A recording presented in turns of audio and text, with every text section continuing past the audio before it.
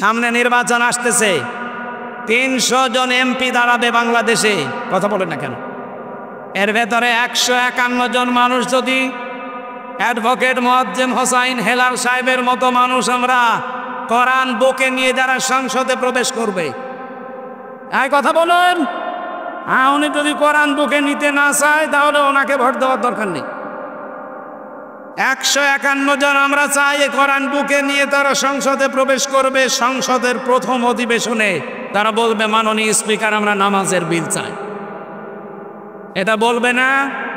বলতে বাধ্য, কারণ আল্লাহর নির্দেশ সূরা হজের ৪১ নম্বর আয়াত, আল্লাযীনা ইম্মাক্কান্নাহুম ফিল আরদি আকামুস সালাহ, যাদেরকে আমি জমিনে শাসন ক্ষমতা দেব, ওরা যদি মুমিন হয় ওরা প্রথম অধিবেশনে নামাজের বিল আনবে।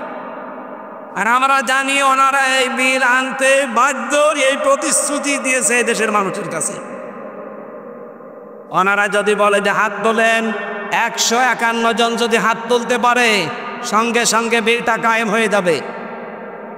ওই দিন থেকে বাংলাদেশের ১৮ কোটি মানুষ নামাজ পড়তে বাধ্য। তখন আর আমির হামজার ওয়াজ করা লাগবে, ভাই সলিমুদ্দিন নামাজ পড়ো? বলেন, ১৮ কোটি মানুষ প্রতিদিন ৫ ওয়াক্ত নামাজ পড়বে। আপনি ভোট দিয়েছিলেন হেলাল সাহেবকে, মাত্র একটা ভোটের কারণে আপনি ১৮ কোটি মানুষের নামাজে সওয়াব পাবেন। এবার নিয়ে আনেন, কোন হুজুর নিয়ে আসবেন এই ফতোয়া ভুল ধরেন। কিছু মানুষ উস্কানি দেয়, এই যে চাঁপাইনবাবগঞ্জের ২ মুফাসসিরে কোরআন আছে স্বামী স্ত্রী, হারুন সাহেব আর হারুন সাহেবের বউ, এরা ফতোয়া দেয় যে কোনো আলেম ওলামা, কোনো ইমাম মুয়াজ্জিন এরা যেন কোনো ব্যক্তির পক্ষে ভোট না চায়। এটা তাদের জন্য জায়েজ নেই। জায়েজ না জায়েজ আপনার কাছ থেকে ফতোয়া নেওয়া লাগবে। আপনি কি মুফতি? আমার নামের আগে মুফতি লিখা আছে। আমি ফেকা নিয়ে কামেল পাশ করেছি।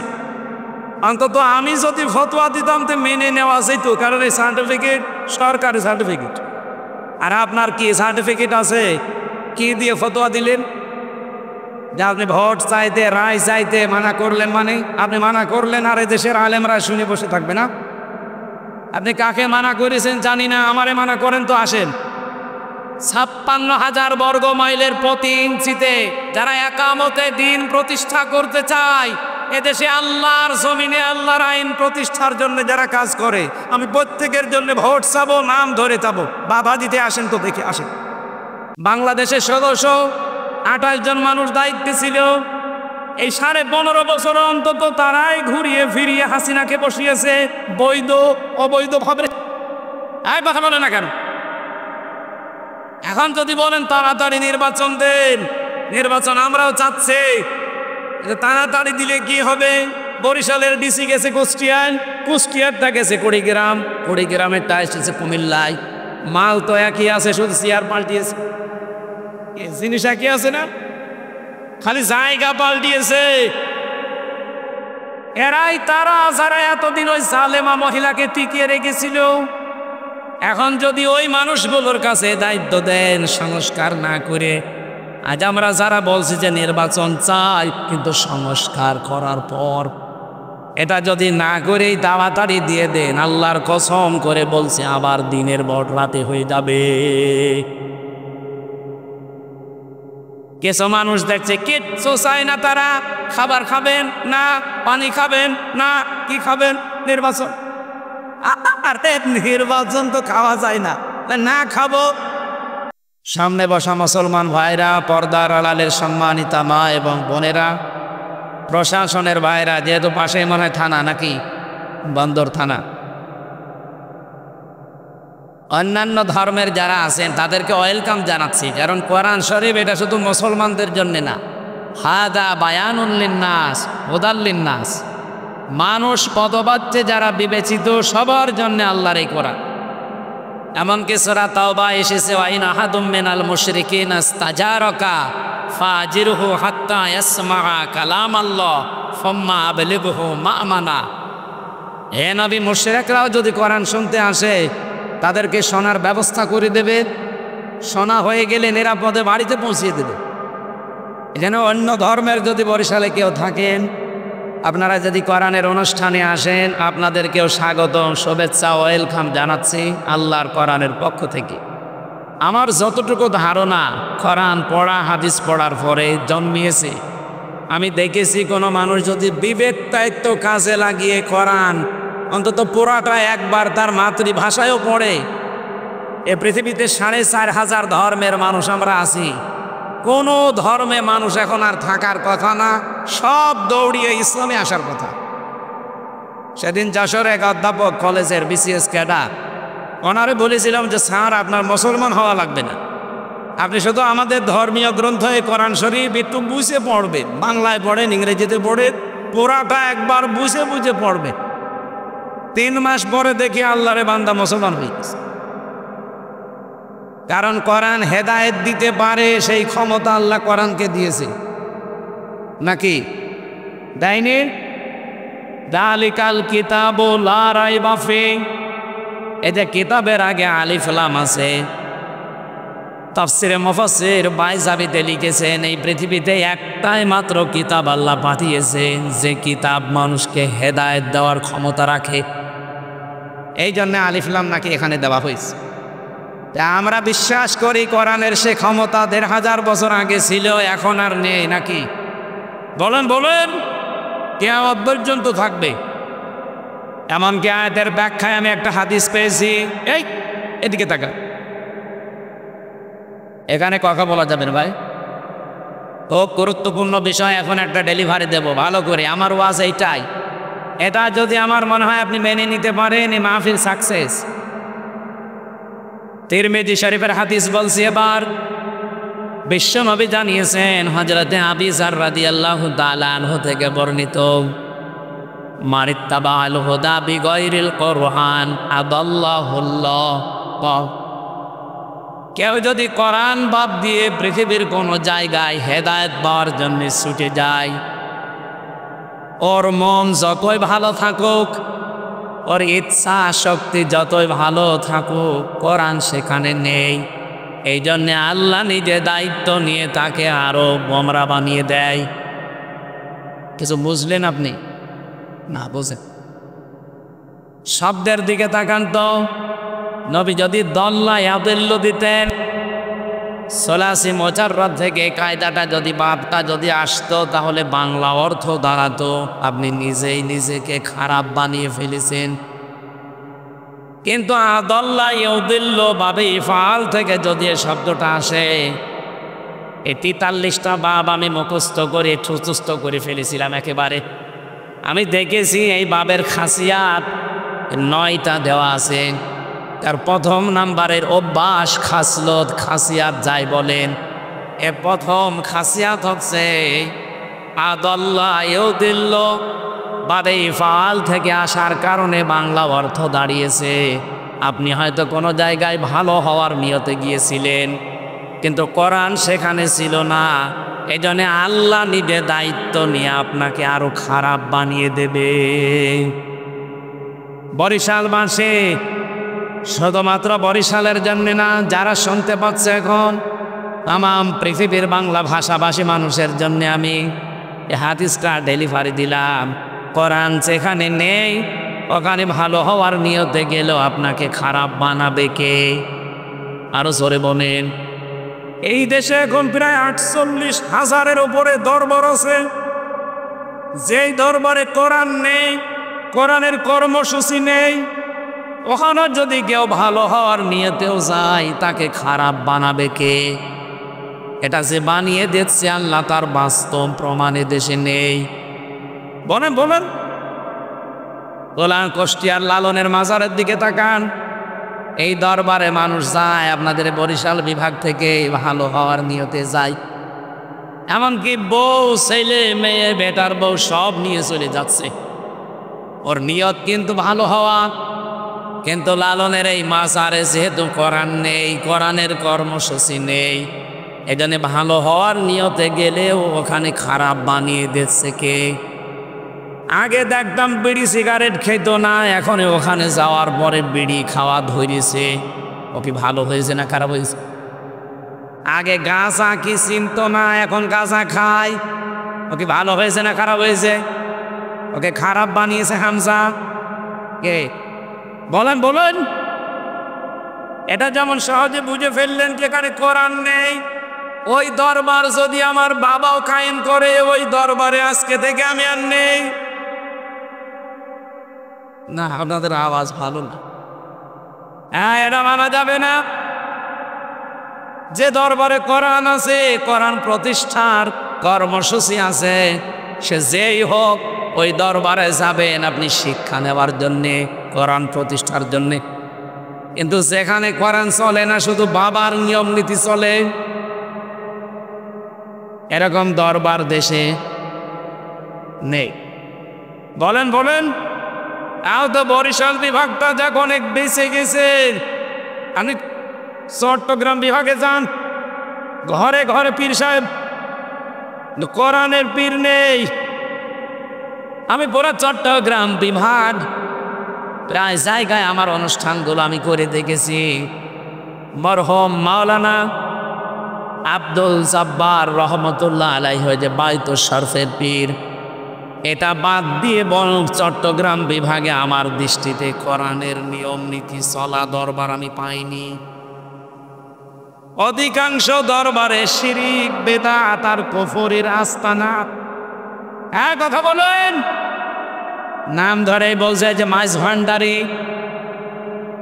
মানুষ কিন্তু ভালো হওয়ার নিয়েতে যায়, যে কি হয় এমন জিকিরের তাল তোলে, কোরআনেও নেই হাদিসেও নেই, শুধু বাবার জীবনীতে আছে। একবার 16 সালে গিয়ে আমি এক মুরব্বীকে দেখি লাফাচ্ছে, হাত চেপে ধরলাম, বললাম মুরব্বী লাফান। লাফায় মানে জিকিরে আছি, এত লাফিয়েও তো টেনশনে আছি জান্নাত পাবো কিনা। তুমি বসে বসে জান্নাত পেতে চাও? জান্নাত যদি পেতে চাও তা আমার সাথে লাফাও। আমারে বলছে লাফাও। ওর এই টেনশন দিল কে? বলছে আল্লাহ। এই আল্লাহ টেনশন দিয়েছে? ও টেনশন দিয়েছে ওর বাবা। ওর বাবা জানিয়েছে যত লাফাবি তত তাড়াতাড়ি জান্নাত পাবি। অথচ আপনি নবীজির 63 বছরের জীবন, বিশেষ করে 40 থেকে 63 এই 23 বছর পুরাটা খুলে দেখেন, সাহাবীদের জীবন পুরাটা খুলে দেখেন, কোনদিন কোন সাহাবী এভাবে লাফিয়েছে আপনি পাবেন? কোথা থেকে ইসলাম নিলেন আপনি? এই জন্যেই তো বারবার সতর্ক করছি, কোরআন যেখানে নেই ওই দরবার যদি আমার বাবাও তৈরি করে থাকে, আর আমি যদি ভালো হওয়ার নিয়ে তো ওই দরবারে থাকি, আমাকে গোমরা বানিয়ে দেবে কে? সুতরাং এরকম দরবারে আমি আজকে থেকে আরো জোরে আরেকটু সামনে যাই, যাব। বলেন, এই বাংলাদেশে প্রায় 73টার উপরে এখন রাজনৈতিক দল আছে, জেনারেলের ধর্মীয় মিলে। যেই রাজনৈতিক দলের কর্মসূচিতে কোরআন নেই, কোরআনের কর্মসূচি নেই, ওই দলের প্রতিষ্ঠাতা যদি আমার বাবাও হয় ওই দলে আমি নেই। না, এটা এত জোরে বলার দরকার নেই, কারণ এটা আপনারা পারবেন না। এটা কারা কারা মানতে পারবেন দেখি? লিল্লাহি তাকবীর। হ্যাঁ, দেখেন তো হাত তোলেনি কেন? দেখেন দেখেন। হ্যাঁ, আলহামদুলিল্লাহ, ঠিক আছে, আর লাগবে না, হয়ে গেছে। ওয়াজ তো হয়ে গেছে, এবার মোনাজাত করে দিই। আর কি ওয়াজ করবো স্যার? ওয়াজ হয়ে যায়নি। যেই দলে কোরআন নেই, কোরআনের কর্মসূচি নেই, ও দলের যদি প্রতিষ্ঠাতা আমার বাবাও হয়, আমার স্বামীও হয়, আমি আর নেই। তাহলে এই দেশে আর কিছু থাকার কথা? 92% মুসলমান আমরা। আমার আশা আপনারা এই হাদিস মানবেন। আমি শুধু এই অ্যাডভার্টাইজ করলাম, ভাই আমার কোনো দোষ নেই। দোষ কার? আল্লাহর দোষ নাই, নবীজির দোষ। এখন আপনার বিবেকে কি বলে আপনি দেখেন। কোরআন যেখানে নেই, যদি ভালো হওয়ার নিয়ত থাকেন না, খারাপ বানাবে কে? যেন আমরা চাই আপনি যেন খারাপ হয়ে না যান। কি কথা বলেন না কেন? যেহেতু কোরআনে কারীম সবার জন্য হেদায়েতের বাণী নিয়ে এসেছে, হাদা বায়ানুল লিন্নাস, এই যে লাম শব্দটা এখানে আছে, এই বক্তব্য, এই বর্ণনা লিন্নাস, মানুষের জন্য। কোন মানুষ? আমি আরবি গ্রামারে পড়েছিলাম, লাম ব্যবহার করা হয়, এটা হেদায়েতের নাহুতে পাবেন আপনি 13টা অর্থে লাম ব্যবহার করা হয়। বালাগাত মান্তেক যারা পড়ে অনেক মাদ্রাসার শিক্ষক এখানে বসে আছেন, আপনি দেখবেন এখানে প্রায় 19টা অর্থে ব্যবহার করা হয় লাম। তার একটা অর্থ এসেছে লাম ব্যবহার হবে জীবিত মানুষদের জন্যে।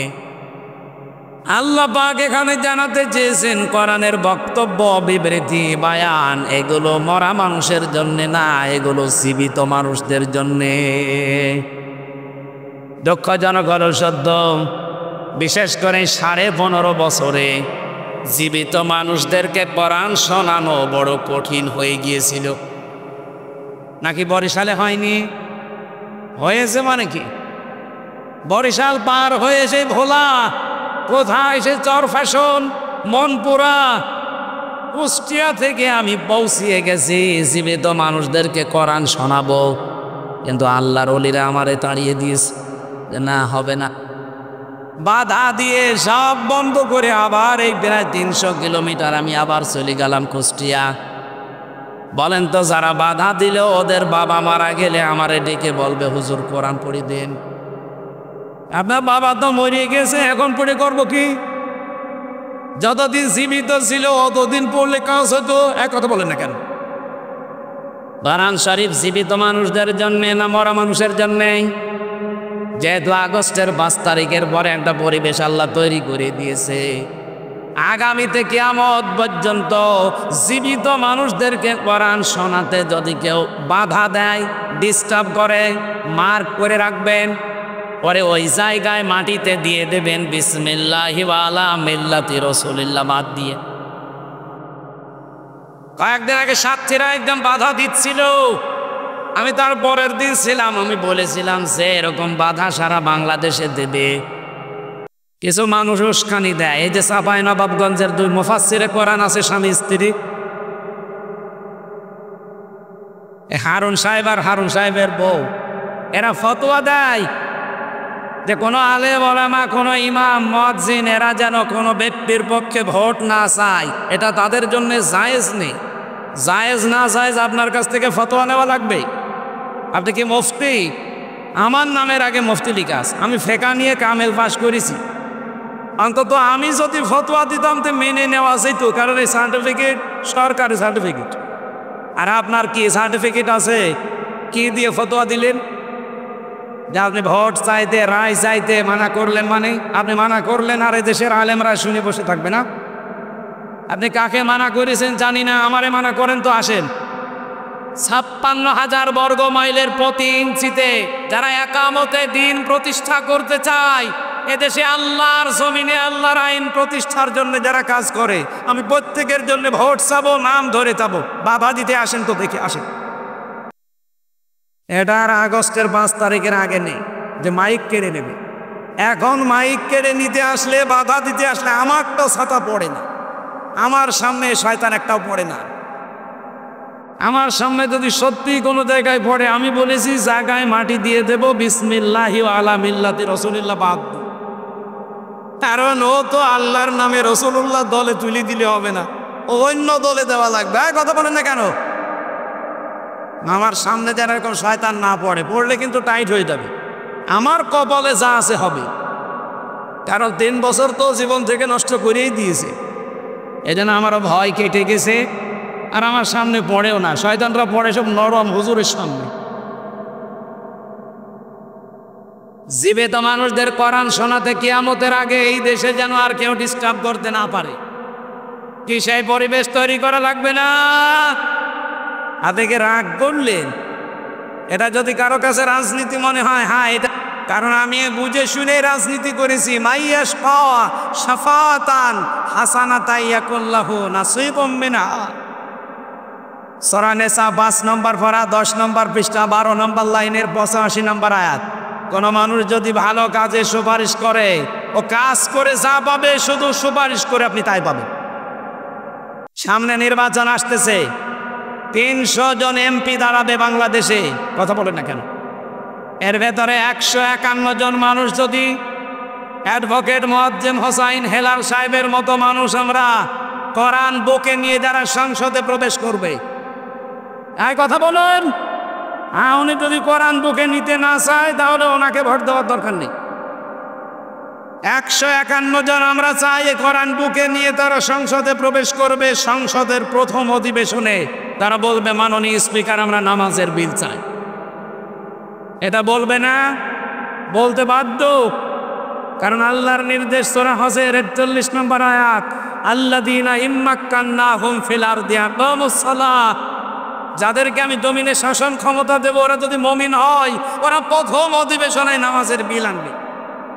আর আমরা জানি ওনারা এই বিল আনতে বাধ্য, এই প্রতিশ্রুতি দিয়েছে দেশের মানুষের কাছে। ওনারা যদি বলে যে হাত তোলেন, 151 জন যদি হাত তুলতে পারে সঙ্গে সঙ্গে বিলটা কায়েম হয়ে যাবে। ওই দিন থেকে বাংলাদেশের 18 কোটি মানুষ নামাজ পড়তে বাধ্য। তখন আর আমির হামজার ওয়াজ করা লাগবে, ভাই সলিমুদ্দিন নামাজ পড়ো? বলেন, 18 কোটি মানুষ প্রতিদিন 5 ওয়াক্ত নামাজ পড়বে। আপনি ভোট দিয়েছিলেন হেলাল সাহেবকে, মাত্র একটা ভোটের কারণে আপনি 18 কোটি মানুষের নামাজের সওয়াব পাবেন। এবার নিয়ে আনেন, কোন হুজুর নিয়ে আসবেন এই ফতোয়া ভুল ধরেন, যে আমার এই ফতোয়া ভুল হয়েছে আপনি ধরেন। এটা কারো কাছে মনে হয় এটা রাজনীতি করলো, এটা ধর্ম ব্যবসা। আপনার কাছে ধর্ম ব্যবসা মনে হলে এটাই আমার ব্যবসা। আমি চাই যে জমিনে আল্লাহর এই কোরআন কায়েম হোক। কথা বলেন না কেন? সবার জন্য যেহেতু কোরআনে কারিম আর জীবিত মানুষদের জন্য আল্লাহ কোরআন দিয়েছেন, আমরা চাই জীবিত মানুষদের বুকের ভেতরে কোরআন থাকবে।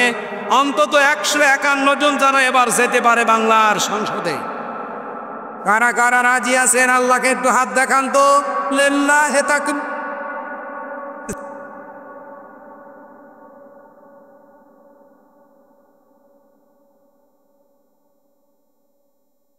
আলহামদুলিল্লাহ। বা কিছু মানুষের যদি মন খারাপ হয় তো মোনাজাতের পরে আমার সাথে একা একা বসেন, আপনাকে আমি একটা জিনিস দেব।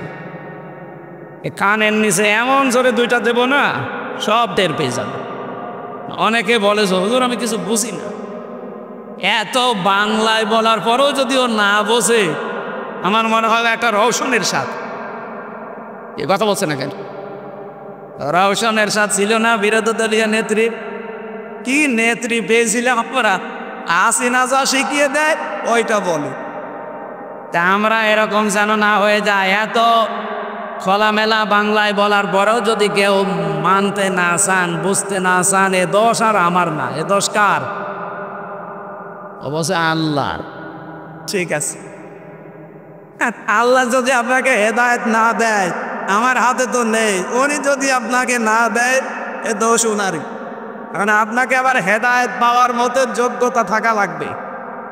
এক কথা বলছেন, আপনার যদি যোগ্যতা না থাকে সত্যি আল্লাহ আপনাকে হেদায়েত দেবে না। যেহেতু দল মত জাতি বর্ণ ধর্ম নির্বিশেষে আজকের এই অনুষ্ঠানে আমরা সাজিয়েছি, আর সব আমার মনে হয় সব কিছুই ফেলে দিয়ে আমরা কোরআনের পেছনে আজকে এসেছি। খুশি হয়ে বলেন আলহামদুলিল্লাহ। দরুদ আর সালাম পড়ছে আমাদের নবী, মানবতার মহান শিক্ষক মুহাম্মদুর রাসূলুল্লাহ সাল্লাল্লাহু আলাইহি ওয়াসাল্লামের প্রতি। আল্লাহ রাব্বুল আলামিন তাকে মিশন এবং ভিশন দিয়ে পাঠিয়েছিলেন 3টা। কয়টা বলেন বলেন? নবীজির প্রথম মিশনই এইটা ছিল, তার প্রথম ভিশনই এইটা ছিল, তাওহীদ প্রতিষ্ঠা। এখন তাওহীদ কিভাবে প্রতিষ্ঠা করবেন সেই ফর্মুলা আল্লাহ সূরা আলে ইমরানের 64 নম্বর আয়াতে দিয়েছেন।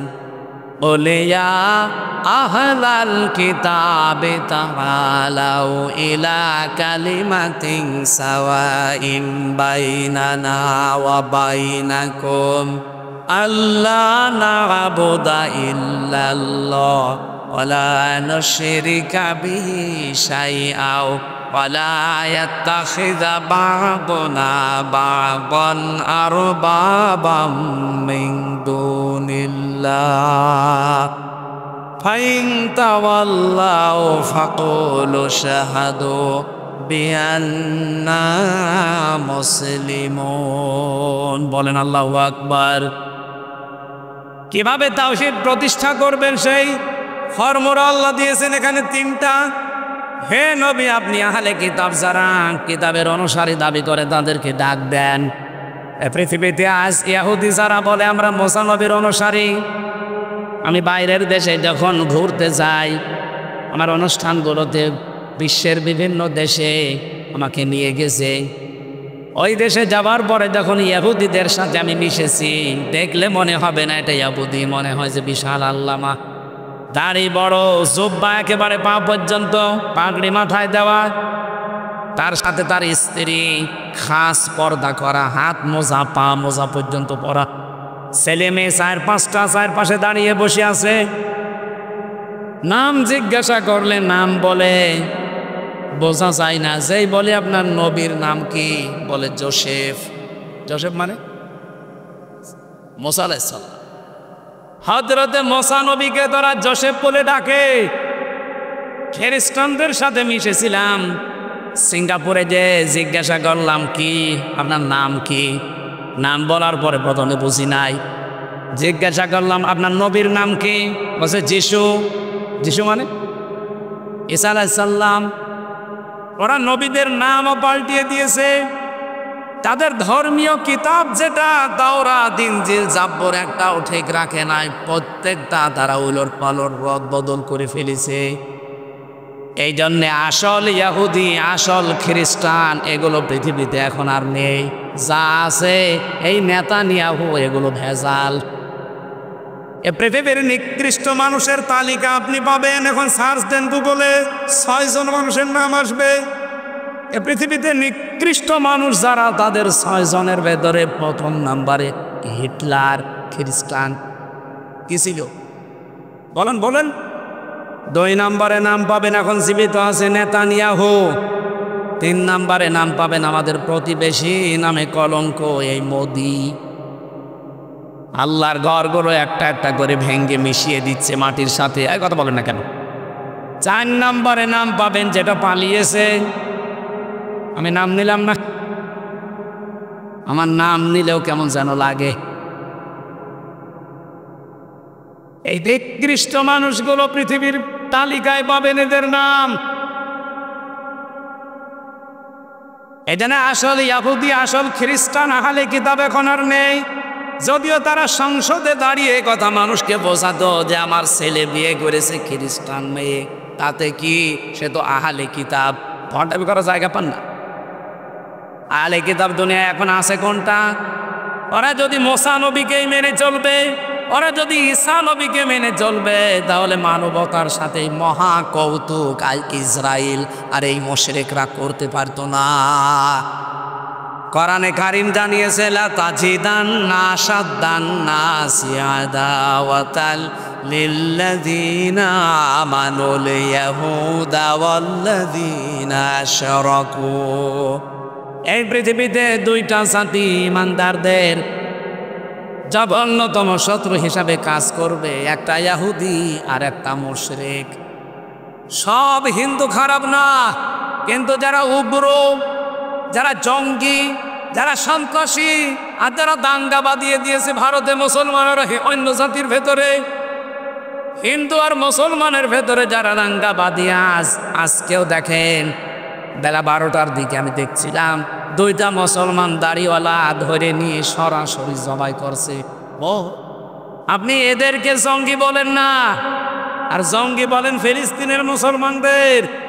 পৃথিবীতে সবচাইতে বড় জঙ্গি ইহুদিরা আর মুশরিকরা। বলেন, এরা আমাদের প্রকাশ্য শত্রু। শত্রুর সাথে শত্রুর মতো ব্যবহার করা লাগবে। কেউ যদি শত্রু চিনতে ভুল করে, আপনি যদি মনে করেন লা ইলাহা ইল্লাল্লাহু মুহাম্মাদুর রাসূলুল্লাহ, গখরা সাপ আমি নিজে বাড়ির ভেতরে রাখবো, নিরাপদে থাকবেন, বলেন না কেন? আল্লাহ নিজে যখন শত্রু বলে আখ্যা দিলেন, সুতরাং এদেরকে শত্রু হিসাবে চিহ্নিত করে সামনে চলা লাগবে। আমি আবার বলছি, সব হিন্দু খারাপ না, সব খ্রিস্টান খারাপ না। এই পৃথিবীতে যারা উগ্র, এই মানুষগুলো ওই মানবতার দুশমন। পৃথিবীর 810 কোটি মানুষ আমরা এখন আছি, আহ্বান জানাচ্ছি আজকের এই আলোচনা দিয়ে, কারণ বিশ্বের বিভিন্ন দেশে এখন মানুষ শুনতে পাচ্ছে বিভিন্ন ভাষায়। আমি তামিলনাড়ু গিয়ে দেখি তামিল ভাষায় আমার ওয়াজ চলছে, থাইল্যান্ডে গিয়েছিলাম দেখি থাই ভাষায় আমার ওয়াজ চলছে। তার মানে বিশ্বের বিভিন্ন জায়গায় যে যেই ভাষা তারা রূপান্তর করে শুনে। সবাইকে আহ্বান জানাচ্ছি প্রত্যেকটা জায়গা থেকে এই পৃথিবীর নিকৃষ্ট দুইটা মানুষকে, মোদি আর নেতানিয়াহু, এই দুইটাকে থামান। নাই মানবতা কিন্তু সামনে ভয়ঙ্কর বিপদে পড়বে। কথা বলেন, এদেরকে থামানো দরকার এক্ষুনি। হিন্দু ভাইদের বলবো, খ্রিস্টানদের বলবো, যে যেখানে আছেন এই দুইটা মানবতার প্রকাশ্য শত্রু এরা, এদেরকে থামান। এরা নিজেদের স্বার্থে, ব্যক্তিগত স্বার্থে শয়তানের ধোঁকায় পড়ে পৃথিবীর মানুষকে আজ জ্বালিয়ে পুড়িয়ে ছারখার করে দিচ্ছে। আবার যদি এখন যুদ্ধ লেগে যায় তামাম দুনিয়াতে, কোনো উপকার তো নেই, যা ক্ষতি হয়ে যাবে 100 বছরে পৃথিবী সেই ক্ষতি তুলতে পারবে না। এখানে আহলে কিতাব সত্যিকার অর্থে যদি কেউ থেকে থাকেন, যেহেতু এই দেশে ওরকম সেরকম কিছু নেই, আমাদের দেশে তাহলে এখন নবীর এই প্রথম ভিশন এবং মিশন যদি আমরা কায়েম করতে চাই, কি সেটা তাওহীদ প্রতিষ্ঠা। দল মত জাতি বর্ণ ধর্ম নির্বিশেষে সবাইকে আমরা ডাক দিয়ে আসেন। 3টা বিষয় যদি আমাদের এক থাকে, সেখানে আমরা আর কোনো ফতোয়াবাজি, মতপার্থক্য, মতানৈক্য করব না। 1 নম্বরে আল্লাহ না'বুদা ইল্লাল্লাহ, সিদ্ধান্ত নেওয়া লাগবে যে আল্লাহ ছাড়া এই দুনিয়ায় আর কারো ইবাদত হবে না। কথা বলেন না কেন? আজকে সুন্নি জামাতের যে অনুষ্ঠান ছিল গতকালকে, ওনারা যে ঘোষণা দিয়েছে, ওনারা কি কোনোদিন এই ঘোষণা দেয় যে আল্লাহ 5 জন? কথা বলেন না কেন? আমরা সবাই মিলে বলি আল্লাহর ইবাদত ছাড়া অন্য কারো ইবাদত আমরা করব না। আমিরে জামাত ডাক্তার শফিকুর রহমান হাফিজাহুল্লাহ ময়মনসিংহ জিয়ে গতকালকে আপনারা দেখেছেন স্টেজে কতগুলো বিভিন্ন রাজনৈতিক দলের আলেমদের হাত সব আকাশের দিকে তুলেছে, বলছে আমরা আল্লাহ এক, কোরআন এক, রাসূল এক, যাওয়া লাগবে এক কবরে, আমাদের আর কোনো মত পার্থক্য নেই, আমরা সব এক। আমরা তো তাওহীদ প্রতিষ্ঠার জন্য প্রথমে এইটাই চাই, যারা বলবে আল্লাহ ছাড়া কারো ইবাদত আমরা করি না, তারাই আমার ভাই। একবার বলেন না কেন? তারাই আমার দলের লোক। 2 নম্বরে ওয়ালা ইয়াত্তাখিযা বা'দুনা বা'দান আরবাবাম মিন দুনিল্লাহ, আমরা আল্লাহর সাথে কাউকে শিরিক করব না, অংশীদার করব না। এখন শিরিকটা কি এইটা জানা লাগবে। আর 3 নম্বরে আল্লাহ বাদে অন্য কাউকে আমরা অভিভাবক হিসাবে মানব না। এই যে এক জায়গায় এসে ঐক্য হওয়ার মূল নীতি কিন্তু এই 3টা। এই বাংলাদেশে যারা এই 3টার সাথে একমত, আমরা তাদের সাথে আসি না নে। 2 নম্বর কি বললাম? ওয়ালা নুশরিকা বিহি শাইআ। নবী আপনি তাদেরকে বলে দেন যে আমরা আজকে থেকে আল্লাহর সাথে কাউকে শিরিক, আরো জোরে বলেন, শিরিক কি এটা আপনাকে আগে ক্লিয়ার হওয়া লাগবে। শিরিক বিল জাত, শিরিক বিল সিফাত, শিরিক বিল ইখতিয়ারা, শিরিক বিল হুকুক। আমি 120 প্রকার পর্যন্ত তাফসিরের কিতাবে পেয়েছিলাম। আপনি এই তথ্যটা পাবেন তাফসিরে ফি জিলালিল কোরআন, সাইয়্যিদ কুতুব রহমাতুল্লাহ আলাইহি নুশরিকা বিহি শাইআর ব্যাখ্যায় তিনি দিয়েছেন 120 প্রকার। এখন একটা একটা করে যদি শিরিকি বলতে যাই, আয়াতই আমার শেষ হবে না। আমি একেবারে সামারাইজ করে এক বাক্যে জবাব দিচ্ছি। এদিকে তাকান, এই এদিকে তাকান। শিরিক কত প্রকার, কি কি, এটা আমার উদ্দেশ্য না বলা। এক কথায় আপনাকে আমি শিরিক বোঝাবো, লাইন আশরাকতা লা ইয়াহবাতান্না আমালুকা। কত বড় কঠিন কথা। লাইন আশরাকতা লা ইয়াহবাতান্না আমালুকা। আল্লাহ পাক বলেন, হে নবী আপনি আর আপনার পূর্বে যারা গত হয়ে গেছে দুনিয়া থেকে, কেউ যদি শিরিক মিশ্রিত আমল নিয়ে আমি আল্লাহর কাছে হাজির হয়, আমি আল্লাহ বলছি ওর জীবনের ইবাদত তো কবুল হবেই না, ও ক্ষতিগ্রস্ত হয়ে যাবে। নবীকে যদি আল্লাহ বলতে পারে, আমরা তো 1 আর 2। কথা বলেন এখন, এই জন্য শিরকটা ক্লিয়ার হওয়া লাগবে আজকের আলোচনায়। আমি এক কথায় জবাব দিতে চেয়েছি, এদিকে তাকান। আল্লাহ যেটা পারে ওটা অন্য কেউ পারে, এই বিশ্বাস করার নাম শিরক। বুঝেছেন কিনা বলেন? আল্লাহ যেটা পারে ওটা অন্য কেউ পারে, এই বিশ্বাস করার নাম শিরক। যারা করে তারা মুশরিক। মুশরিকের জন্য জান্নাত হারাম, জাহান্নাম ওয়াজিব। সূরা মায়েদার ভেতরে আয়াতগুলো আছে, 6 নম্বর পারা 19 নম্বর পৃষ্ঠার 12 নম্বর লাইনে আছে, ইন্নাহু মাইয়ুশরিক বিল্লাহি ফাকাদ হারামাল্লাহু আলাইহিল জান্নাহ ওয়া মাআওয়াহুন নার ইলা আখিরি আয়াত। আমার যে দলিল দেওয়া উদ্দেশ্য না, আমার উদ্দেশ্য সেই কথাটা ক্লিয়ার করা। এদিকে তাকান ভাই। আল্লাহ যেটা পারে ওইটা অন্য কেউ পারে। বলেন সন্তান দিতে পারে কে? ওটা অন্য কেউ পারে। যদি অন্য কেউ পারে এই বিশ্বাস আপনি করেন, আপনি শিরিক করলেন। আর শিরিক করলে সে কি? বলেন এই পৃথিবী বানিয়েছে শুধুমাত্র কে? অন্য কেউ এর সাথে যোগ আছে। কেউ যদি মনে করে যে না অন্য কেউ আছে, সে কি? পৃথিবী যেহেতু আল্লাহ বানিয়েছেন, সৃষ্টিকর্তা আল্লাহ, পৃথিবীর সব কিছুর সৃষ্টির মালিক কে? এর ভেতরে অন্য কারো হাত আছে। কিন্তু একজন এই দেশে বলে ফেলেছিল ফসলে বরকত দেখে যে মা দুর্গা গজের ছড়িয়ে এসেছে, এই জন্য ফসলে বরকত হয়েছে। সৃষ্টিকর্তা আমরা সবাই জানি আল্লাহ, উনি বানিয়ে দিল অন্য কাউকে, উনি কি হয়েছে? মুশরিক। বলেন আরো জোরে বলেন। এই পৃথিবীতে তো আল্লাহ বানিয়েছে, শুধু এতটুকু না, আলাহুল খালকু ওয়াল আমরু, বানিয়েছি আমি, আইনও চলবে। আরো জোরে বলেন। সুতরাং আল্লাহর এই জমিনে আল্লাহর আইন বাদ দিয়ে অন্যের আইন যারা আজ প্রতিষ্ঠা করার জন্য দল করেন, ভোট দেন, সমর্থন করেন, মিছিল মিটিং করেন, টাকা পয়সা খরচ করেন, আপনি কিন্তু আল্লাহর সাথে শিরিক করছেন। এটা আমি বানালাম। সূরা আলে ইমরান 4 নম্বর পারা 9 নম্বর পৃষ্ঠার 3 নম্বর লাইনের 154 নম্বর আয়াতের মাঝের অংশে আছে, ইয়াকুলুনা হাল্লানা মিনাল আমরি মিন শাইইন কুল ইন্নাল আমরা কুল্লাহু লিল্লাহ। হ্যাঁ নবী, ওরা জিজ্ঞাসা করে যে আইন তৈরি করার ক্ষমতা আমাদের আছে?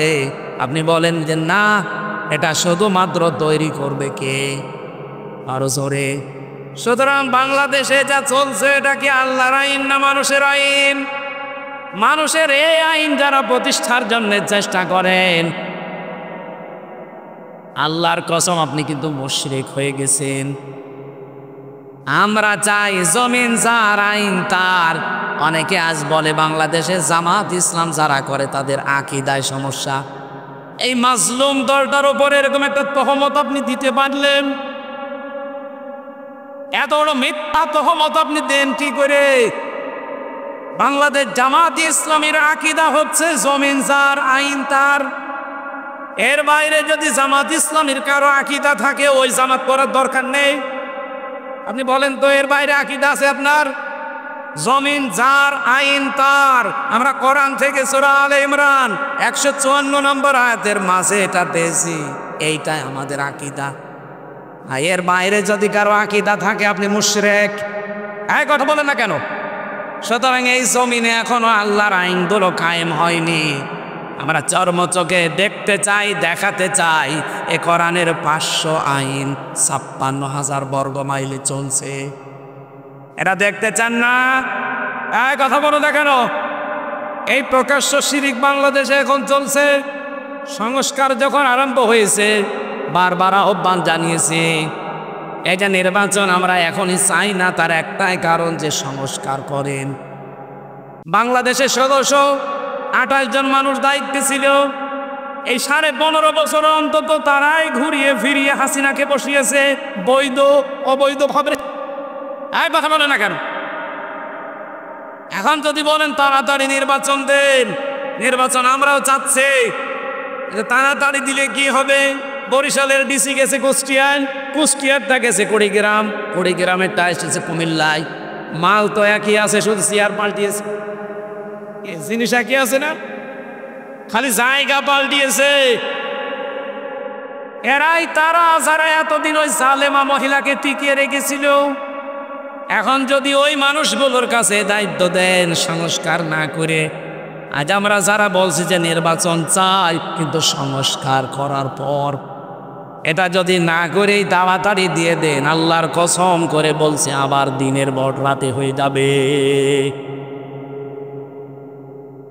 কিছু মানুষ দেখছে কিচ্ছু চায় না, তারা খাবার খাবেন না, পানি খাবেন না, কি খাবেন? নির্বাচন। আরে নির্বাচন তো খাওয়া যায় না, না খাবো। একটা উপন্যাস পড়ছিলাম, আমার জীবনের একটা পেশা না নেশা আমি জানি না, উপন্যাস দেখলেই সেই ছোটবেলা থেকে আমার পড়ার অভ্যাস। পড়তে পড়তে দেখলাম বাসর রাতে স্ত্রী বসে আছে, দাদি শাশুড়ি এসে বলছে, ওই বউ কি করবা জানি না, আমার কিন্তু পুতি চাই। বলছে, দাদি একটু সময় দেন আমারে। শাশুড়ি এসে বলছে, বৌমা আমাদের কিন্তু নাতি চাই। যে মা আপনি সময় দেবেন না। দেবর আর ননদ এসে বলছে, ভাবি কি করবা জানি না, আমাদের কিন্তু ভাতিজা চাই। বলছে, আমার সময় দাও। স্বামী আবার এসে বলছে, বউ কি করবা জানি না, আমার কিন্তু বেবি চাই। বউ ঘমটা ফেলে দিয়ে বলছে, তোমার গৃহ পাগলের বংশ, এখনো বাসরই হয়নি, 10 মাস 10 দিন যায়নি, কেউ বেবি চাই, কেউ নাতি চাই, কেউ ভাতিজা চাই। আমি কি ডাউনলোড করে নিয়ে আসবো? আমার সময় দেওয়া লাগবে না? তুমি এসে এদিকে বাসর ঘর বাদ দিয়ে ঘুমিয়ে পড়ছো আর বলছো আমার বেবি চাই, আমি কোথায় পাবো? সময় দেওয়া লাগবে না? কথা বলেন, কাজ করা লাগবে না? এখনো তো কাজ করতেই বাকি আছে। সেই আগস্টের 5 তারিখের পর থেকে আমাদের একই কথা যে আমরা সংস্কারের পরে নির্বাচন চাই। আপনি সংস্কার কালকেই করে দেন, পরশুদিন নির্বাচন দেয়, কেউ বাধা দেবে না এই দেশে। কিন্তু জিনিস সব একই জায়গায় রেখে শুধু চেয়ার পাল্টিয়ে পাল্টিয়ে আবার দেবেন, কিচ্ছু হবে না। আমার সাথে জেলে এক ওসি ছিল, 3 বছর ও 8 বছর জেলর। আমি তো ফাঁসির কন্ডেম সেলের ভেতরে যোগাযোগ বিচ্ছিন্ন ছিলাম, আমার সাথে কেউ কথা বলতো না ভয়ে, কারণ সিসি ক্যামেরা দেওয়া, 2 জন কারারক্ষী সামনে বসা, আমার আর মামুনুল হক সাহেবের। আমার মনে হচ্ছে এমন কিছু করেছি যে আমাদের দিকে তাকানো নিষেধ। কিন্তু ওসি সাহেব তো উনি আবার আমাদের কুষ্টিয়ার একজন নেতা আছে, তার ভাগ্নে, খুব বড় মাপের নেতা, ভেতরে ওরকম মস্তানি নিত। ওনারে কেউ কিছু বলতো না, কারণ ভেতর থেকেও তার পাওয়ার আছে। একদিন আমার এসে বলছে, হুজুর আমি একটা তাওবা করেছিলাম, একটু দেখেন তো হয়েছে কিনা। কিভাবে? এই যে ভোট গেল নির্বাচনে, আমি বাইরে ছিলাম, রাত 12টার পর থেকে আমি আমার লোকজন দিয়ে ভোট কাটা আরম্ভ করলাম। ফজর পর্যন্ত বাক্সগুলো বিভিন্ন জায়গায় পাঠিয়ে দিলাম। ফজরের নামাজের আগে আমি গোসল করে ওযু করে 2 রাকাত তাওবার নামাজ পড়লাম। এরপরে বললাম আস্তাগফিরুল্লাহ, আমার এই তাওবা হয়েছে না, এটা ইয়ার কি হয়েছে? এর নাম তো তাওবা না। আপনি কি আল্লাহর কাছে দোষ করেছেন যে আস্তাগফিরুল্লাহ পড়েন? আপনি তো দোষ করেছেন হামজার কাছে। কথা বলো না কেন? একজন হেলাল সাহেবকে এমপি বানাতে 3.5 থেকে 4 লাখ হামজা লাগবে। কথা বলছে না কেন? সবার ভোট আপনি নিজেই দিয়ে দিলেন, আর এখন বলেন আস্তাগফিরুল্লাহ, না মাফ হয়নি। আপনি যদি মাপ পেতে চান 8 বছর আপনার জেল থেকে বের হয়ে ওই 3.5 লাখ 4 লাখ মানুষের কাছে যাবেন, বলবেন আমি ভুল করেছি, জালেমের পক্ষে কাজ করে আমার ভুল হয়ে গেছে, আপনারা মাফ করে দিন। ওরা যদি বলে ঠিক আছে মাফ করে দিলাম, তাহলে আপনি মাফ পাবেন। আর ওরা যদি বলে না কিসের মাপ, তুই এদিকে আয়। আমার তো ওনার নিয়ে চিন্তা হয়। ওই দিন থেকে বলেছিলাম যে ওসি সাহেব আমার তো ভয় হচ্ছে আপনারে নিয়ে, 8 বছর আপনার জেল, এতদিন পরে আপনি বের হবেন, বের হওয়ার পরে দেখবেন এই 4.5 লাখ হামজার ভেতরে অনেক হামজা মারা গেছে। আপনি তাদের কাছে ক্ষমা চাবেন কি করে? এজন্য এই 15.5 বছরে 1628 জন মানুষকে নিয়ে আমার খুব চিন্তা হয়, যারা এই জালেমাকে টিকিয়ে রাখার জন্য সর্বাত্মক চেষ্টা করেছে। কথা বলছেন, এরকম ভোগা কেউ করবে? যারা দায়িত্বে আছেন, আগামীতে যদি এই ভুল করেন আপনার কপালে ওই ওসির মতো আছে। আপনি আল্লাহকে ধোকা দিয়ে বোকা বানাতে গিয়েছেন যে হুজুর আমার আস্তাগফিরুল্লাহ হচ্ছে কিনা দেখে। কিসের তাওবা? তাওবা করা লাগবে তার কাছে, অপরাধ যার কাছে। আপনি যদি আল্লাহর কাছে অপরাধ করেন, ওনার কাছে মাফ চান।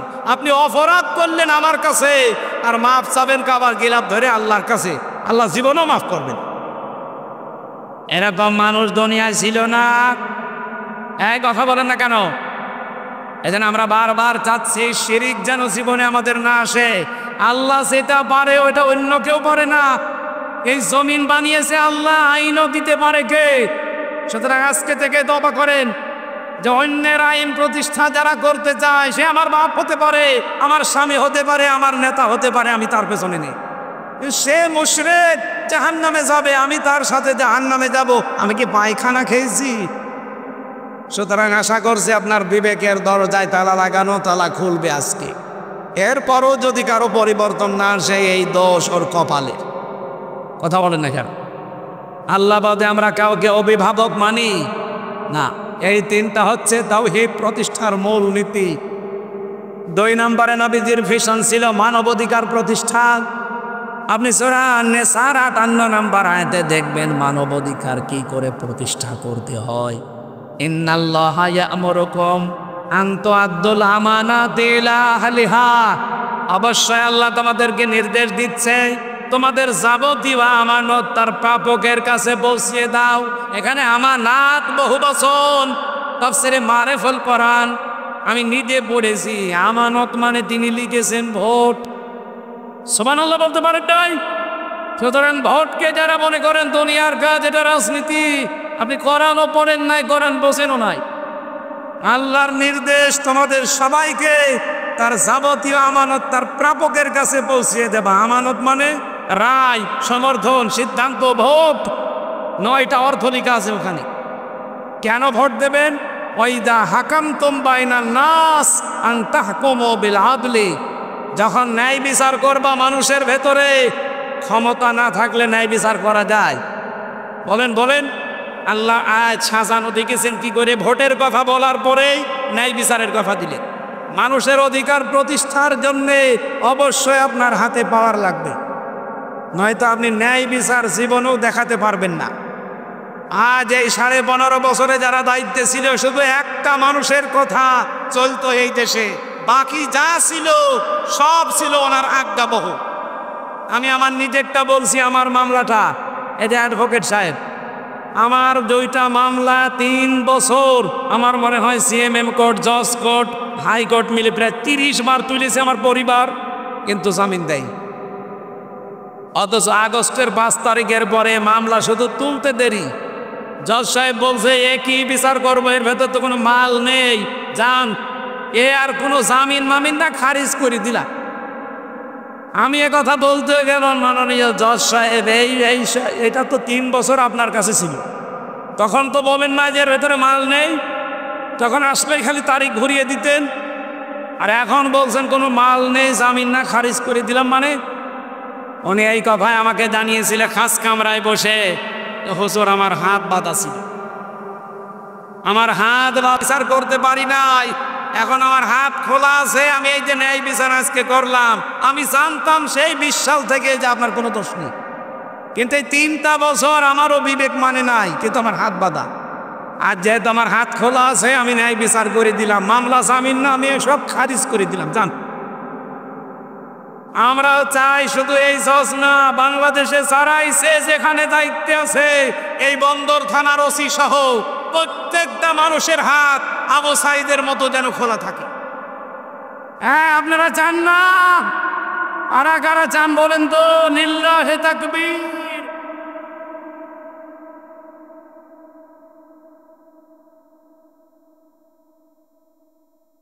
আলহামদুলিল্লাহ ভাই, আমরা চাই 1628 জন মানুষ এখন দায়িত্বে আছে, কারো হাত বাঁধা থাকবে না। ওই শুধু একজনের হাত খোলা ছিল, যেটা পালিয়েছে ওইটার, আর বাকি সবার হাত, এমনকি কাওয়া কাকুর হাতও বাঁধা ছিল। হ্যাঁ, কাওয়া শুধু আন্দাজে কা কা করতো, ওর ভেতরে কিচ্ছু ছিল না, ওর হাত বাঁধা। আর একটা ছিল চট্টগ্রামের হাসাও মাহমুদ, ওইটারও হাত বাঁধা, ওরে যা বলতো বোঝানো তাই করত। এই বাংলাদেশে আমরা চাই সামনে যারা ক্ষমতায় আসবে একজনের না, যারাই দায়িত্বে থাকবে সবার হাত থাকবে খোলা। আর আমি বহুবার কথা বলেছি, যারা দায়িত্বে আছেন প্রশাসনকে, বিশেষ করে প্রশাসনে যারা আছেন তাদের বিভাগটা আলাদা করে দিন। বাংলাদেশের পুলিশ প্রশাসন যারা আছে তারা তাদের আইজির কথা মতো চলবে। কোনো নেতা নেত্রী, কোনো এমপি মন্ত্রী, কোনো পাতি নেতার কথা শুনে তাদের চলার দরকার নেই। এ দেশটা তারা মিনি জান্নাত বানিয়ে ফেলতে পারবে, কত বছর। আমি বহু অফিসারের কাছে শুনেছি তারা সবাই চায় যে তাদের এই বিভাগটা যেন আলাদা হয়, তারা তাদের আইজির কথা মতো চলবে। তারা যদি আপনার মতো পাতি নেতা এমপি মন্ত্রী এদের কথা শুনে চলে, এরা তো সব দলীয় কায়দায় রায় দেবে। কথা বলছে না কেন আমার ভাইরা? আমি বিস্তারিত শব্দের দিকে আর যেতে পারছি না। 3 নম্বরে আমি পেয়েছি বিশ্বনবীর মিশন, আর ভিশন ছিল তিনি দিন প্রতিষ্ঠা করার জন্য দুনিয়ায় এসেছিলেন। ওরা কোরআনে আমি এরকম 3টা আয়াত পেয়েছি। সূরা তাওবা 33 নম্বর আয়াত, সূরা ফাতহার 28 নম্বর আয়াত, সূরা সফের 9 নম্বর আয়াত। একই কথা আল্লাহ 3 বার নবীজিকে প্রেরণের উদ্দেশ্য হিসাবে জানিয়েছেন। আমার খুতবার ভেতরে এর কথা ছিল, আনাশহাদু আন্না মুহাম্মাদান আবদুহু ওয়া রাসূলুহুল মাবউসু ফিনা বিল হুদা ওয়া দীনিল হাক্কি লিইয়ুযহিরাহু আলাল আদিয়ান।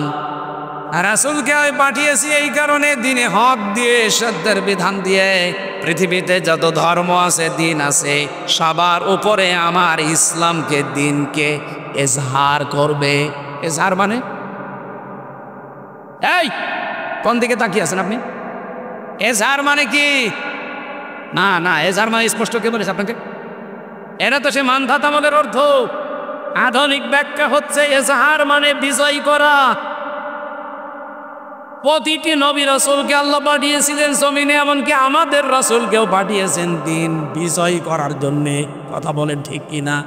এজন্য লিইয়ুযহিরাহু আলাদ দীনি কুল্লিহি, দুনিয়ায় যত ধর্ম আছে, যত দিন আছে, কত ধর্ম আছে দুনিয়ায়? 4500 সব ধর্মের ওপরে ইসলামকে তিনি বিজয়ী করবে, এটা তার মিশন আর ভিশন ছিল। আল্লাহ পাক বলেন, মা তাদউহুম ইলাই, হে নবী এদিকে যদি মানুষকে ডাকেন, কাবর আলাল মুশরিকিন, সব চাইতে বেশি মন খারাপ হবে মুশরিকদের। এই বাংলাদেশে দিন বিজয়ী করার কথা বললে মন খারাপ হবে কার? আপনি কি মুশরিক? হ্যাঁ, সবাইকে আল্লাহ দিন প্রতিষ্ঠার কাজে, দিন বিজয়ের কাজে আল্লাহ লাগাবে না। এদের পরে আল্লাহ দিয়েছেন, আল্লাহু ইয়াজতাবি ইলাইহি মাইয়াশা ওয়া ইয়াহদি ইলাইহি মাইয়ুনিব। আল্লাহ যাকে নির্বাচিত করেন, যাকে পছন্দ করেন, তাকেই দিন প্রতিষ্ঠার কাজে, দিন বিজয়ের কাজে লাগান, এবং যে লোকটা আল্লাহ অভিমুখী হয়। সুতরাং বাংলাদেশে 2024-এর আগস্টের 5 তারিখের আগ পর্যন্ত, এদিকে তাকান, আগস্টের 5 তারিখের আগ পর্যন্ত একটা জরিপ পেয়েছিলাম মাইক্রোসফটের। খ্রিস্টানরাই জরিপ দিয়েছে। 257টা দেশ আছে পৃথিবীতে, সব দেশ দিয়ে তারা একটা রিপোর্ট বানিয়ে পাঠিয়েছে যে বাংলাদেশে আগস্টের 5 তারিখের আগ পর্যন্ত মাত্র 100 জনের 15 জন চাইতো যে দেশে দিন কায়েম হোক, ইসলাম কায়েম হোক। কতজন? 100 জনের মাত্র 15 জন, তার ভেতরে হেলো সাহেব একজন। আপনি জিজ্ঞাসা করে দেখেন, এ জমিনে আল্লাহর দিন কায়েম হোক আপনি চান না? বলেন।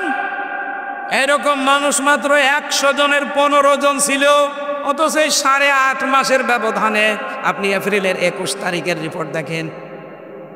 আরে ভাই, একটু খোঁজ খবর রাখেন বিশ্বের। এপ্রিলের 21 তারিখের রিপোর্ট হচ্ছে বাংলাদেশে এখন 100 জনের 77 জন মানুষ চাচ্ছে আল্লাহর দিন ইসলাম এই দেশে কায়েম হোক।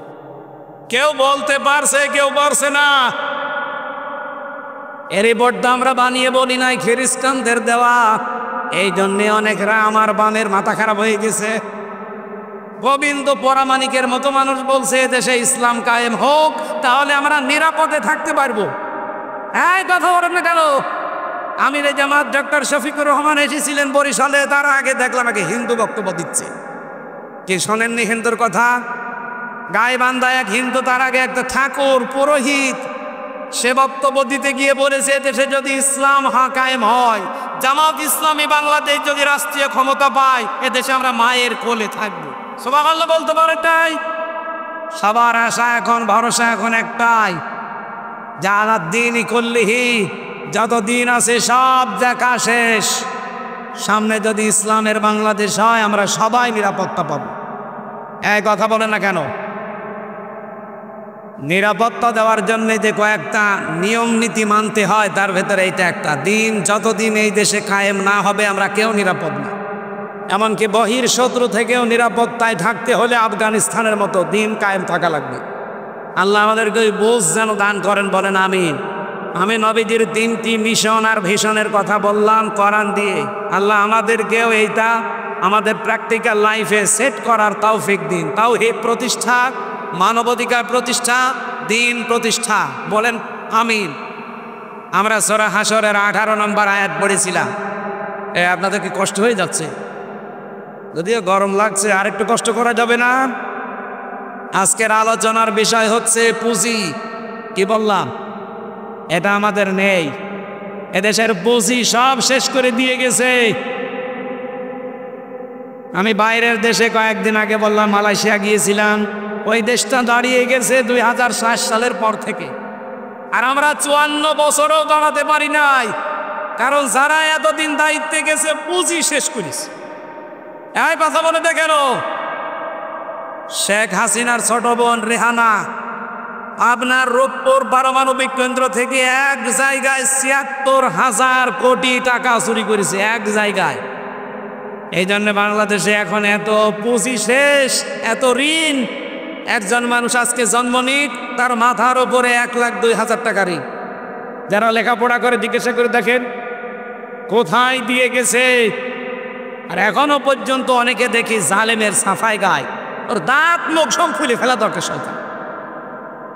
আর ওখান থেকে উস্কানি দেয় যে আমি আশেপাশে আছি, চট করে ঢুকে পড়বো, আর এরা লাফায়। লাফাবে নয় গোপালগঞ্জের মতো, পেছনে কিন্তু লাল হয়ে যাবে। কথা বলেন না কেন? কিরকম লাল হয়েছিল দেখেছেন না? ওই সময় শুনতাম গোপালগঞ্জ থেকে ঢাকায় গেলে, বসে গেলে 300 টাকা, দাঁড়িয়ে গেলে 1000 টাকা। আমরা যেন এই পাগলামিকে উস্কানিতে পা দিয়ে না করি। পৃথিবীর ইতিহাসে এইটাই, কেউ পালিয়ে গেলে আর ফিরে আসে না, এইটাই ফাইনাল। আপনি দেখেন পৃথিবীর ইতিহাসের দিকে, যে যেখান থেকে পালিয়েছে আজ পর্যন্ত কেউ ফিরে আসেনি। আপনি একটা ইতিহাসও দেখাতে পারবেন না। আমাদের এই আশপাশে যারা পালিয়ে গেল, বলেন কে ফিরে এসেছে? কেউ যখন আসেনি, তখন ববু আসবে। আপনি কিসের আশা করেন আমি তো বুঝি না। আপনাকে কি পাগলা কুকুরে কামড় দিয়েছে? এখানে পুঁজি ঠিক করতে হবে আমাদের। পুঁজি এখানে 2 প্রকার। আল্লাহ রাব্বুল আলামিন আমাদেরকে ডাক দিয়ে ইয়া আইয়ুহাল্লাযীনা আমানু, তাফসীরুল কোরআন মাহফিল লিখেছে। তাফসীরের মূল নীতি, উসুলে তাফসীরের মূল নীতি আমি পেয়েছি 15টা। এখন 15টা যদি বলতে যা আমার ভেতরে ঘেমে শোধ চলছে। এই সবগুলো বলা আমার মনে হয় এখন দরকারও নেই, আর সম্ভাবনা। আমি মূল কথায় চলে যাচ্ছি। পুঁজি থেকে ইমানদারকে আল্লাহ এখানে ডাক দিয়েছে। কাকে? সুতরাং বেঈমান যদি এখানে কেউ থাকেন, আপনি চলে যান। আপনার জন্য আজকের এই আয়াত না, আপনার জন্য আলাদা আয়াত আছে। কোনো বেঈমান আছেন? এই যে চলে যাচ্ছে, এগুলো কি? বসেন বসেন, ওই যে বসে পড়িস, বসেন। ইমানদারকে আল্লাহ ডাক দিয়েছেন। এবার শোনেন, আল্লাহ রাব্বুল আলামিন ঈমানদারকে ডাক দিয়ে বললেন, ইত্তাকুল্লাহ, আমি আল্লাহকে ভয় করো। কি এটা? সেই জন্মের পর থেকে শুনছি তাকওয়া তাকওয়া তাকওয়া। কি এটা আমরা অনেকেই জানি না। এদিকে আধুনিক ব্যাখ্যাটা শোনেন। তাকওয়া মানে শুধুমাত্র আল্লাহর ভয় না, তাকওয়া মানে যোগ্য। কি বললাম? আপনাকে যোগ্যতা অর্জন করা লাগবে। সূরা নূরের 55 নম্বর আয়াতের ব্যাখ্যা পাবেন। আল্লাহ বলেন, ওয়াদাল্লাহুল্লাযীনা আমানু মিনকুম ওয়া আমিলুস সালিহাত লা ইস্তাখলিফান্নাহুম ফিল আরদ কামা ইস্তাখলাফাল্লাযীনা মিন ক্বাবলিহিম।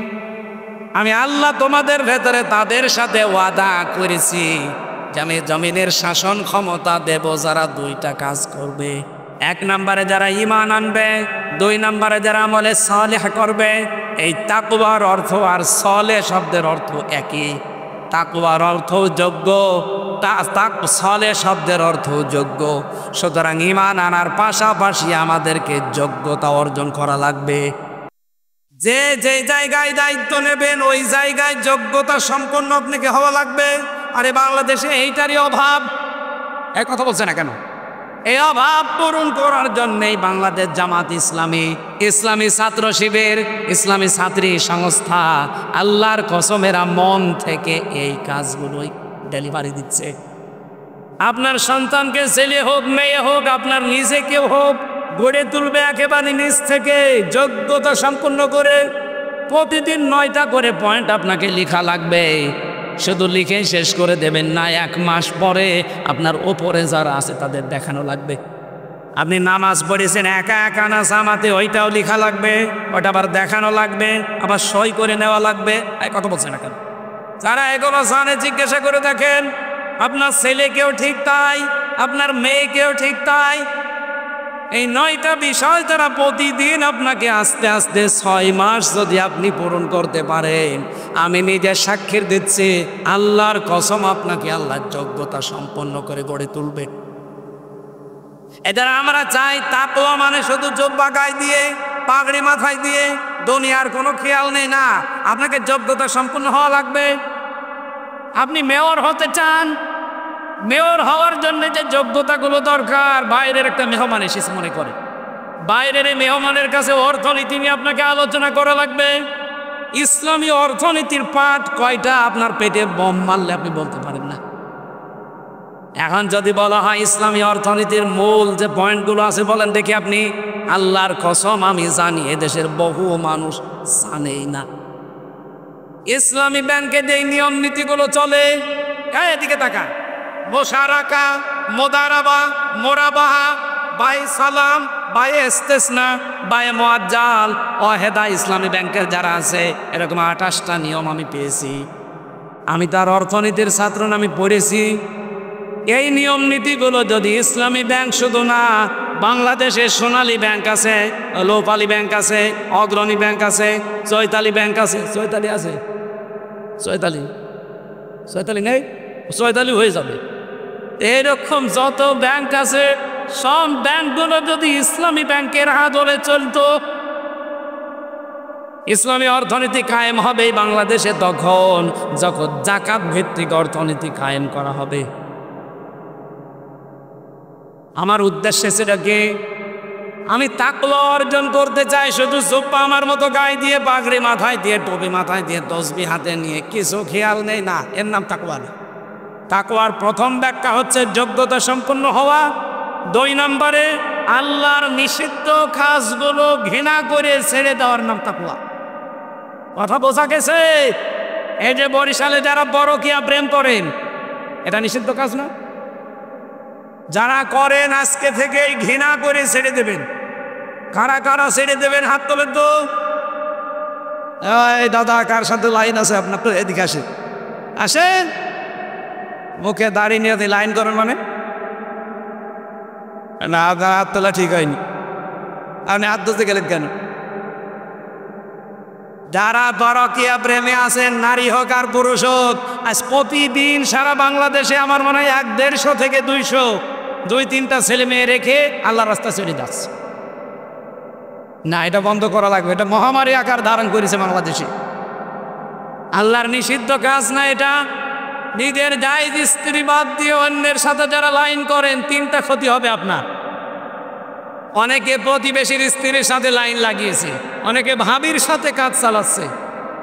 নাকি বরিশালে এসব চলে না? এক নম্বরে আপনার চেহারার উজ্জ্বলতা আল্লাহ দিন দিন নষ্ট করে দেবে, যতই ফেয়ার অ্যান্ড লাভলি আর ফেয়ার সোয়াদ দেন। 2 নম্বরে আপনি যখন মারা যাবেন তখন আপনার ঈমান নসিব হবে না, আপনি বেঈমান হয়ে মারা যাবেন। 3 নম্বরে কিয়ামতের দিন কোনো বিচার আপনার জন্য নেই। যারা পরকীয়া প্রেমে আসক্ত যদি এখনই তওবা না করে, বিনা বিচারে বিনা হিসাবে আপনি জাহান্নামে।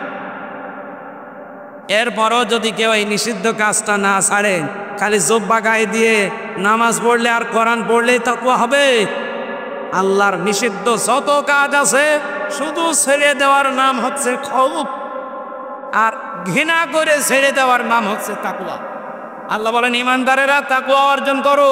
আমি বাংলাদেশ জামাত ইসলামী, ইসলামী ছাত্র শিবির, ইসলামী ছাত্রী সংস্থার নাম ধরে বলেছি, অনেকের মন খারাপ না, আমি এমনি বলি না, আমি নিজে পরীক্ষিত, এই জন্য বলেছি। আমার ছেলে নেই, 3টা মেয়ে দিয়েছে, আমি নির্দ্বিধায় চোখ বন্ধ করে ইসলামী ছাত্রী সংস্থার কাছে দিয়ে দেব। আল্লাহর কসম, কোনোদিন আমার 3টা মেয়ে আমাকে বৃদ্ধাশ্রমে রেখে আসবে না, আমাকে ডালি দেবে না। এই কথা বলেন না কেন? কত মানুষের ছেলে মেয়েদের দেখছি। এতে কয়েকদিন আগে রাজশাহী, ট্রেনের নিচে বাবা মাথা দিয়ে মরে গেল, অথচ ছেলে মেয়ে 4টা, 2টা ছেলে 2টা মেয়ে। আপনি এমন সন্তান কেন তৈরি করবেন? এখানে গ্যারান্টি দিয়ে যাচ্ছি, এরকম একটা দল আমরা বাংলাদেশে পেয়েছি, আছে। জামাত ইসলামীতে দিয়ে দেন, আপনাকে একটা বিশ্ব লাইব্রেরিতে পড়ার সুযোগ করে দিবে। আপনি মূর্খ মানুষ, তাতে কি আপনাকে ভার্সিটি পড়ার যোগ্যতা অর্জন করিয়ে দেবে। সুবহানাল্লাহ বলতে পারেন নাই? আর ইসলামী ছাত্র শিবির, এটা আল্লাহর একটা নিয়ামত, আপনি দিয়ে দেন নির্দ্বিধায়। কসম, কোনোদিন এই সন্তান মাথা উঁচু করে আপনার সাথে কথা বলবে না। ও জানবে যে আল্লাহর পরে আপনার স্থান, কারণ প্রতিদিন তারে 9টা করে ঘর পূরণ করা লাগে। আমি আশা করছি এভাবে 6 মাস আপনি একটু পূরণ করেন, দেখবেন আল্লাহ নিজেই আপনাকে যোগ্যতা সম্পন্ন করে গড়ে তুলবে। এখানে তাকওয়ার মানে শুধুমাত্র, আবার বলছি, শুধু জিকির করা না, শুধু জব্বা গায়ে দেওয়া না। তাকওয়া মানে নিজেকে যোগ্যতা সম্পন্ন করে গড়ে তোলা। আল্লাহ বলেন, ইত্তাকুল্লাহ, নিজেকে যোগ্যতা সম্পন্ন করে গড়ে তোলো। ওয়াল তানজুর নাফসুম মা কদ্দামাত লিগাদ, কিভাবে গড়ে তুলবা? প্রতিটি মানুষের উচিত আগামী দিনের জন্য তার পুঁজি কি, প্রস্তুতি কি, এটা যেন সে নজর করে দেখে। আমার প্রশ্ন এখানে, দেখার আরবি হচ্ছে র। আল্লাহ নাজারও দিলেন কেন? যারা তাফসীর বোঝে জিজ্ঞাসা করেন, ফি জিলালিল কোরআনে আছে। র মানে এই চোখ দিয়ে দেখা, আর নাজারা মানে গবেষণা করে দেখা, চিন্তা ভাবনা করে দেখা। আল্লাহ বলেন, বান্দা বান্দিরা, প্রত্যেকের জন্যে উচিত তার পুঁজি কতটুকু আগামী দিনের জন্য, সেজন্য একটু চিন্তা ভাবনা গবেষণা করে দেখে। আপনি একটু ভেবে দেখেন তো, এখনই চোখ বন্ধ হয়ে গেলে বিশাল জীবন আপনি পার করতে পারবেন আপনার এই জানেকির কাছেই দিয়ে? পারবেন না, কারণ আপনি তো নিজেকে যোগ্যতা সম্পন্ন করে এখনো গড়েই তোলেননি। হামান সুহসিহানিন নার ওয়া উদখিলাল জান্নাতা ফাকাদ ফাজ। সূরা আলে ইমরানের 185 নম্বর আয়াতের মাঝের অংশে আছে, রব্বুল আলামিন বলেন, ওই লোকটার জীবন সফল যাকে আল্লাহ জাহান্নামের আগুন থেকে মুক্ত করে জান্নাত দিয়ে দিয়েছে। এভাবে একটা অর্থ। দ্বিতীয় অর্থ কি? ওই লোকটার জীবন সফল যাকে আল্লাহ জাহান্নামের কাজগুলো একটা একটা করে ছেড়ে দেওয়ার তৌফিক দেয়, আর জান্নাতের কাজগুলো একটা একটা করার সুযোগ করে দেয়। জান্নাতের কাজ তো একটা একটা এমনি পারবেন না, আপনাকে নিজে তৈরি করা লাগবে। কথা বলেন ঠিক কিনা? আপনি নিজেকে যোগ্যতা সম্পন্ন করতে না পারলে জীবনও আপনাকে আল্লাহ জান্নাতের কাছে এগিয়ে দেবে না। পৃথিবীর জমিনটা এর পরের আয়াতে আল্লাহ দিয়েছেন, আমাল হায়াতুদ দুনিয়া ইল্লা মাতাউল গুরুর। হে পৃথিবীর মানুষ, দুনিয়ার জীবন কিন্তু ধোঁকা। দুনিয়ার জীবনটা একটা খেল তামাশা, এটা প্রতারণা ছাড়া কিচ্ছু না। আগামী দিনের প্রস্তুতি প্রত্যেকেরই উচিত। পুঁজি তৈরি করে পাঠাও, নিজেকে তৈরি করো ওইভাবে আস্তে আস্তে। আমি আমার নিজের জীবনে জেলখানায় 3টা বছরে 100 ভাগ প্রমাণ পেয়েছি যে পুঁজি না থাকলে কি হয়। আমি আমার নিজের জীবনে মিলিয়েছি, এই জন্য আপনাকেও মিলাতে বলছি। আমার বাবার নাম রিয়াজউদ্দিন, তার বাবার নাম জাহান আলী, তার বাবার নাম নমাজ আলী, এরপরে আমি আর জানি না। আপনি জানেন আপনার বাবার নাম কি? তার বাবার নাম, তার বাবার নাম, তার বাবা আর এত বড় মুরব্বী মানুষ দিল পুরুষের পরে আর মনে করতে পারছে না। আমিও তো পারছি না, কারণ আমার তো দরকার নেই। আমি নমাজ আলী সাহেবকে দেখি নাই, আমি জাহান আলী পর্যন্ত দেখেছি। বলেন এই যে মাতাউল গুরুর আল্লাহ দিলেন খেলা করার জন্য, এই নমাজ আলীর বাবা মাত্র 100 বছর আগে মারা গেছে। এই লোকটা যদি এখন কুষ্টিয়া এসে বলে যে এই 2 তলা বাড়ি আমার, এই ভেটা বাড়ি আমি বানিয়েছিলাম, ওর দাঁত মুখ সব খুলে ফেলবো না? কথা বলছেন না কেন? ইয়ার কি মারেন আপনি? কিসের নমাজ আলীর বাপ আপনি? আমি তো নমাজ আলীকে চিনি না। আল্লাহ বলেন দুনিয়ার জীবন এইটা, আগে পুঁজি তৈরি করো। এজন্য অল তানজুর দিয়েছেন, নজর করো, গবেষণা করো, চিন্তা ভাবনা করো। নাফসম্মা কদ্দামাত লিগদ, প্রতিটি মানুষের উচিত আগামী দিনের তার প্রস্তুতি কতটুকু আছে। সম্মানিত মা বোনেরা, আপনার স্বামীর হক আদায় করবেন আগামী দিনের প্রস্তুতির জন্য। আমি আপনার সাথে ভালো ব্যবহার করব স্ত্রী হিসাবে আমার আগামী দিনের প্রস্তুতি তৈরি করার জন্য, পুঁজি তৈরি করার জন্য। এক কথা বলেন না কেন? তাছাড়া সব বন্ধ হয়ে গেলে আপনার রাস্তা আলাদা, আমার রাস্তা আলাদা। ফায়দা নফিখ ফিস সূর ফালা আনসা বাবাইনা হুম, যখন সিংহায় ফৎকার দেওয়া হবে প্রত্যেকের সম্পর্ক আল্লাহ কাট করে দেবে। ইয়াউমাইদি ওয়ালা ইয়াতাসালুন, এমনকি কেউ কারো সম্পর্কে জিজ্ঞাসাও করবে না যে তুমি আমার বাবা ছিলে, তুমি আমার ছেলে ছিলে। এটা আমাদের উচিত আমাদের পুঁজির দিকে খেয়াল করা। আত্তাকুল্লাহ, আবার বলছি আমাকে ভয় করো। আগেরটাও ভয়, পরেরটাও ভয়। আগের ভয়টা আলাদা জিনিস, অর্জন করতে হবে নিজেকে যোগ্যতা সম্পূর্ণ করে গড়ে তোলা। আর পরের ভয় এটা সতর্কতা। পরের ভয় কি? সতর্কতা করলেন আল্লাহ, এই হামজা দেখ ভালো করে, যে জীবন তৈরি করলি, এই 33 বছর বয়স আমার, এই 33 বছরের জীবন এখন যদি শেষ হয়ে যায়, এই বিশাল আখেরাত পড়ে আছে। 33 বছরের এই জীবন দিয়ে এত বড় বিশাল জীবন পার হওয়া যাবে? এইটা আগে তৈরি কর। ইন্নাল্লাহা খাবীরুম বিমা তা'মালুন, অবশ্যই পৃথিবীতে যে যা করে সবার খবর রাখে কে? আল কাইয়্যিসু মান দানা নাফসাহু ওয়া আমিলা লিমা বাদাল মাউতি। নবীজি বলেন বুদ্ধিমান তো ওই লোকটা যে আখিরাতের কাজ করে আর আল্লাহর উপরে ভরসা করে। আল আজিজু মান আতবা নাফসাহু হাওয়াহা ওয়া তামান্না আলাল্লাহ, ওই লোকটা নির্বোধ, বোকা, পাগল, যে আখিরাতের কোনো কাজ কাম নেই, আন্দাজে ভরসা করে আছে কালেমা যখন পড়েছি জান্নাত একদিন যাব না, এই ভরসায় আমরা থাকতে চাই না। আমরা কাজ কারবার করে নিজেকে যোগ্যতা সম্পন্ন করে এরপরে আল্লাহর কাছে যেতে চাই। মা বোন যারা এসেছেন, বহু ওয়াজ আপনারা আল্লামা সাইদের জীবনী থেকে শুনেছেন সারা জীবন। একটা ওয়াজ করছে আপনার জন্য। আপনারা নামাজ পড়েন, বরিশাল বিভাগের মা বোনেরা, আমি জানি, আমি এখানে ছোটকালে ছিলাম। মা বোনেরা নামাজ ঠিক আছে, রোজা ঠিক আছে, পর্দাও এই বিভাগে ঠিক আছে, বাংলাদেশের অন্য বিভাগের ছাড়া। কিন্তু একটা জিনিস আপনাদের সমস্যা, হযরতে খাদিজাতুল কুবরা জীবনে এক ওয়াক্ত নামাজ পড়েননি, একটা রোজা রাখেননি, একটা দিনের জন্য পর্দায় থাকেননি, জীবনে একটা বারও হজ করেননি, যাকাতও দেননি। অথচ আল্লাহ নিজে তাকে সালাম দিয়েছেন এবং জান্নাতে একটা ঘর বানিয়ে তার জন্য পাঠিয়েছেন। তার পুরা জীবনে আমি পড়ে দেখেছি কেন আল্লাহ দিলেন। এইদিকে তাকান, একটা দিনের জন্য তার জীবনে নামাজ নেই, এক ওয়াক্ত নামাজ নেই, রোজা নেই, পর্দায় ছিলেন না একদিনের জন্য। অথচ আল্লাহ সালাম দিলেন, জান্নাতে ঘর বানিয়ে পাঠিয়েছিলেন। কেন? কারণ একটাই, উনি ইন্তেকালের পরে এই বিধানগুলো নাযিল হয়েছে, এজন্য উনি করতে পারেন।